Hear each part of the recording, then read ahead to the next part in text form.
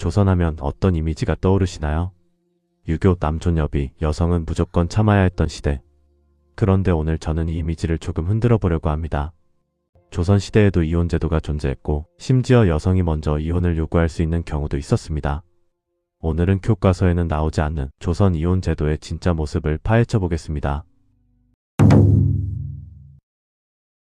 먼저 우리가 알고 있는 칠거지약부터 살펴보겠습니다. 칠거지약이란 남편이 아내를 내보낼 수 있는 7가지 이유입니다. 시부모에게 불순함, 자식이 없음, 음행, 질투, 나쁜 병, 말이 많음, 도둑질. 얼핏 보면 남편에게 완전히 유리한 제도처럼 보이죠. 그런데 조선은 여기에 반드시 지켜야 하는 예외 조항을 달았습니다. 이름하여 삼불거. 첫째, 아내가 시부모의 3년상을 함께 치렀으면 내보낼 수 없다. 둘째, 혼인 전엔 가난했다가 혼인 후 부유해졌으면 내보낼 수 없다. 셋째, 아내가 돌아갈 친정이 없으면 내보낼 수 없다. 즉, 칠거지약은 맞지만 삼불거가 해당되면 이혼은 불가능했습니다. 실제로 조선 왕조실록에는 칠거지약을 이유로 이혼을 신청했다가 삼불거에 걸려 거부당한 남성의 사례가 여러 건 기록되어 있습니다. 자, 이제 더 놀라운 이야기를 해볼게요. 의절이라는 제도입니다. 의절은 부부 사이의 도리가 완전히 끊어졌다고 판단될 때 국가가 강제로 이혼을 명령하는 제도입니다. 이 의절이 적용되는 경우 중에는 남편 쪽의 잘못으로 인한 경우도 포함되어 있었습니다. 남편이 아내의 부모를 폭행하거나 살해했을 경우, 남편이 아내를 타인에게 팔거나 첩으로 보내려 했을 경우, 남편이 아내를 강제로 간통에 이용했을 경우, 이럴 때는 아내의 의사와 상관없이 국가가 이혼을 선고했습니다. 즉 조선은 어떤 상황에서도 여성이 무조건 참아야 하는 나라가 아니었어요. 법으로 여성을 보호하려는 장치가 분명히 있었습니다.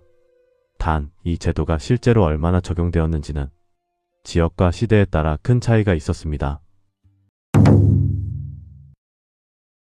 이건 기록에 실제로 남아있는 이야기입니다. 세종시대 한 여성이 남편의 심각한 학대를 이유로 직접 관가에 호소해 이혼을 인정받은 사례가 있었습니다.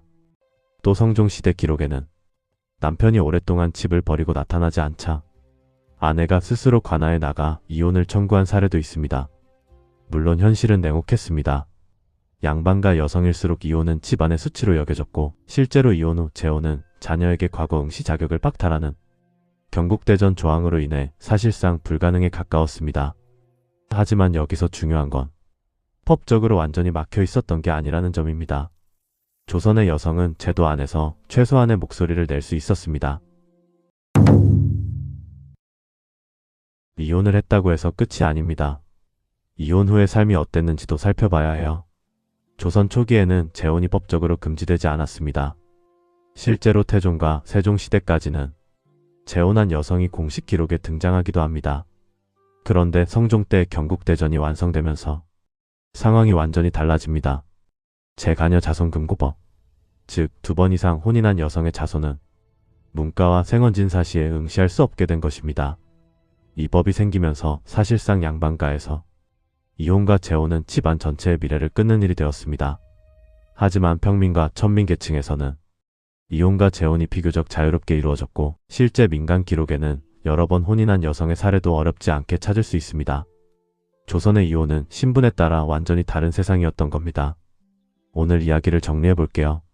조선의 이혼 제도는 우리가 생각하는 것보다 훨씬 복잡했습니다. 칠거지약은 있었지만 삼불거로 제한되었고 의절 제도로 국가가 이혼을 명령하는 경우도 있었으며 실제로 여성이 관가에 이혼을 호소한 사례도 기록에 남아 있습니다. 물론 조선이 남녀평등 사회였다는 게 아닙니다. 하지만 조선 여성은 아무런 권리가 없었다는 것도 역사적 사실과는 거리가 있습니다.